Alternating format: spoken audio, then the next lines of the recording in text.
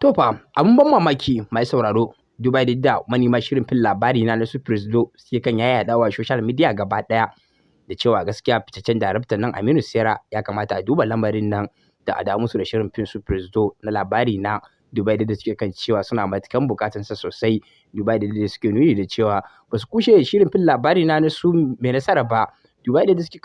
kan nuni da cewa ko da yaushe in aka sake wannan fitaccen shirin fin na mai suna labari na su mai nasara yadda suke kallon shi kuma yake matukan kayatar da su, amma gaskiya suna son inda so shine samu tunda an yi shirin fin labarin na su mai nasara sosai, yana da kyau shi ma dan dakatar da shi a dawo ci gaba da haskaka musu wannan fitaccen shirin fin na su Presido, a yayin da suke kan nuni da cewa duk da cewa wannan fitaccen darakta Aminu Saira ya ci gaba da bayyanawa kwanakin baya da cewa nan ba tare da jimawa ba da iya dawo musu da shirin fin su Presido, duba da yadda yake bayyanawa da cewa fa shirin fin bai kare ba. To kamar yadda dai kuka sani mai sauraro, cikakkun dai rahotannin da kafin da mu suke muku yanzu haka, dan dai wannan shine farkon ziyartar mu a wannan tashar namu mai albarka, na musu dan Allah da kusa da muku danna mana subscribe kana da alamar kararrawa kamar haka. Mun gode.